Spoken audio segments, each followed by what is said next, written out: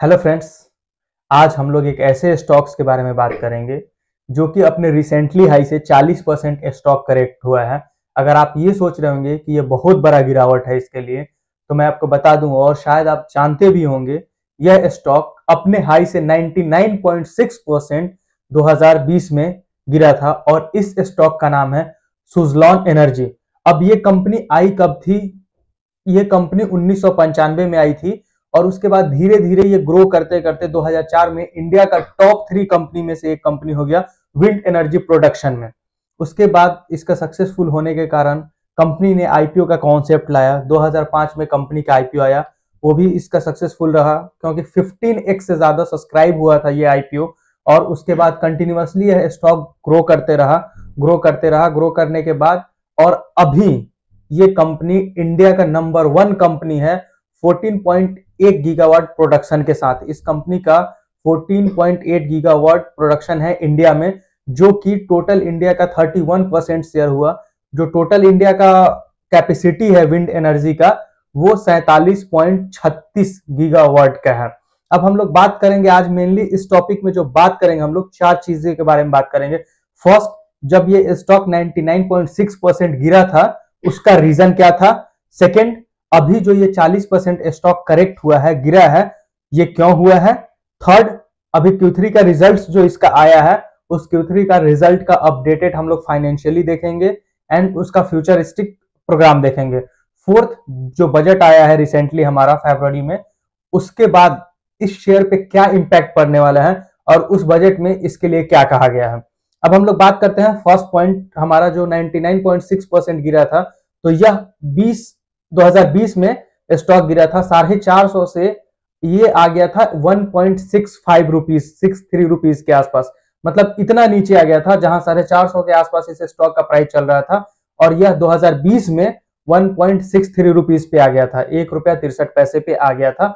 इसके जो आने के मेन कारण थे, जब कंपनी ग्रो कर रही थी तो ये कंपनी क्या की, अपना बिजनेस को एक्सपैंड करना चाहा। बिजनेस एक्सपैंड करने के लिए इस कंपनी ने 2 कंपनी को एक्वायर्ड किया। जो फर्स्ट था सैनवियन था, जिसको $565 मिलियन में सुजलॉन ने खरीदा था, एक्वायर किया था। एंड सेकेंड जो था हैंसेन, इसको 1.4 बिलियन यूरो में खरीदा था। इसको खरीदने के बाद कंपनी के ऊपर जो है डेप्थ बढ़ गया और इसके ऊपर 17,870 करोड़ का डेप्थ हो गया था। यह इसका कारण है। दूसरा जो इसका कारण है, 2008 का फाइनेंशियल क्राइसिस। 2008 में फाइनेंशियल क्राइसिस आने के कारण इस स्टॉक पे बहुत ज्यादा इफेक्ट पड़ा था। ये हमारा फर्स्ट 99.6% गिरने का 2 मेन कारण हो गया कि कंपनी अपना एक्सपैंड के लिए 2 कंपनी को एक्वायर किया था एंड सेकेंड 2008 का जो फाइनेंशियल क्राइसिस आया था उसके कारण इस पे इंपैक्ट आया था। अब हम लोग सेकंड पॉइंट पे बात करेंगे कि जो अभी रिसेंटली हमारा स्टॉक करेक्ट हुआ है 40% के आसपास, वो क्यों हुआ है, उसके जो रीजंस है वो क्या है। अभी इस स्टॉक का जो प्राइस है वो 52 से 53 रुपए के आसपास चल रहा है और यह 1.5 साल में, मतलब आप देख सकते हैं यहाँ पे 3 अप्रैल 2023 में इस स्टॉक का प्राइस अराउंड 8 रुपए के आसपास था। उसके बाद यह सितंबर 2024 में, मतलब 1.5 साल के अंदर अराउंड 1000% का रिटर्न दिया था, क्योंकि सितंबर 2024 में इस स्टॉक का प्राइस 80 रुपए से लेके 85 रुपए के आसपास चला गया। तो यह बहुत बड़ी बात होती है कि स्टॉक्स के लिए। तो इसके कारण जो गिरा है 40%, अभी करेक्ट हुआ है, इसके 2-3 मेन कारण है गिरने के। फर्स्ट जो कारण है कि बहुत ज्यादा इसमें सेलिंग आया, क्योंकि स्टॉक कंटिन्यूअसली भाग रहा है तो जाहिर सी बात है उसमें लोग प्रॉफिट अपना बुक करेंगे, तो बुक करने के बाद इस स्टॉक में सेलिंग आया। दूसरा जो कारण है कि अभी हमारा मार्केट ऑलरेडी कंटिन्यूअसली बेयरिश था, ये भी इस पे इंपैक्ट पड़ा है। इसका जो मैनेजरियल पर्सन था वो अराउंड 28 साल से इस कंपनी में काम कर रहे थे, जिनका नाम ईश्वर चंद्र मंगल था, जो कि 28 साल से इस कंपनी को सर्व कर रहे थे। उनका जो रेजिग्नेशन था वो भी इस पे बहुत बड़ा इंपैक्ट पड़ा।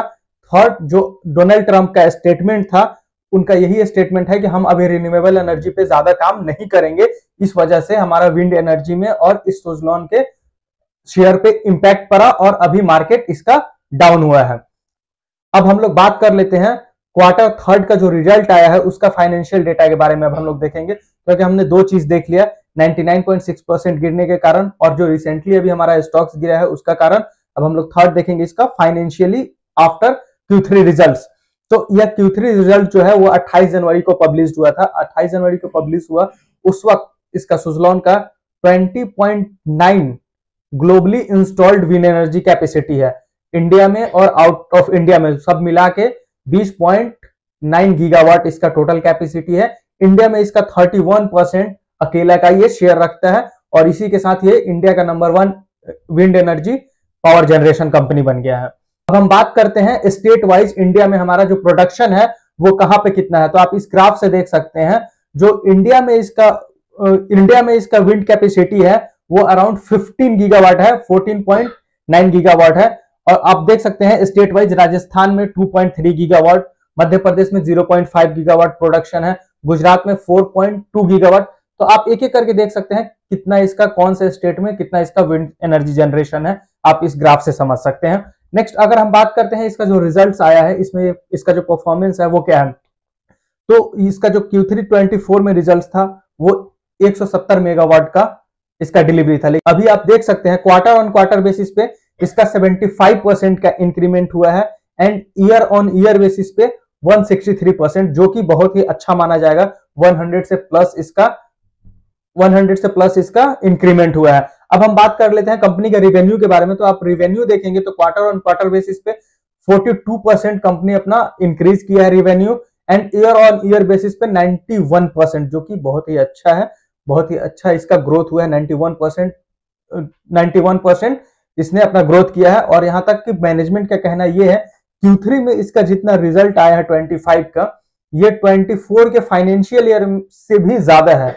समझ सकते हैं, मतलब एक साल में इसका जो रिजल्ट था रिवेन्यू का उससे ज्यादा ये सिर्फ 3 क्वार्टर में ही नंबर लेके आ गया है। अब बात करते हैं एबिटा के। तो एबिटा क्वार्टर ऑन क्वार्टर पे 70% का इंक्रीमेंट था, and year on year basis पे 102% का। अब बात कर लेते हैं पैट का। अगर पैट देखें हम तो क्वार्टर ऑन क्वार्टर पे 93% का इंक्रीमेंट है पैट में, and year on year basis पे 91% का। थोड़ा सा इसमें कम है लेकिन ये भी सही है, कोई मसले वाली बात नहीं है।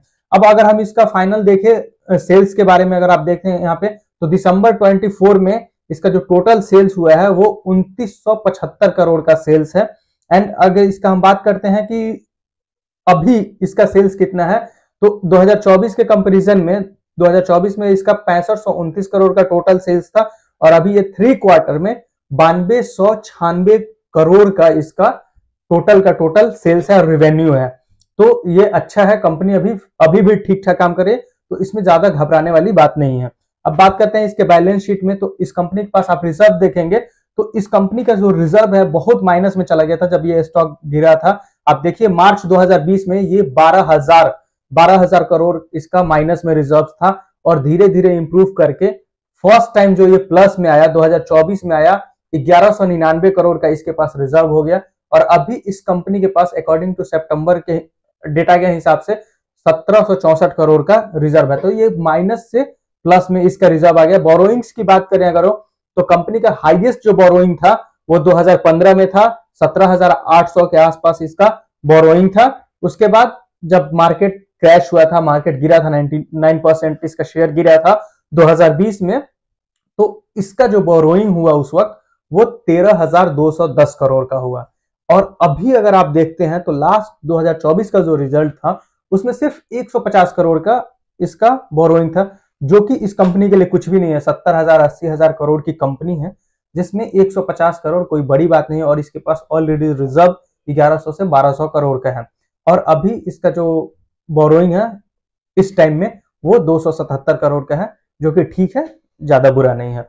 अब हम बात करते हैं इसका नेक्स्ट शेयर होल्डिंग पैटर्न्स का। तो आप देख सकते हैं एफआईआईज का डेटा 2022 में इसका एफआईआईज का सिर्फ जो स्टेक था 6.29 था, और धीरे धीरे एफआईआईज अपना स्टेक बढ़ाते गया, और अभी एफआईआईज का जो टोटल शेयर है वो 22.87% है। मतलब कि धीरे 6% से लेकर 22% तक एफआईआईज आ गए हैं। मतलब इस कंपनी पे वो और ज्यादा इन्वेस्ट कंटिन्यूअसली बढ़ाते गए अपना स्टेक।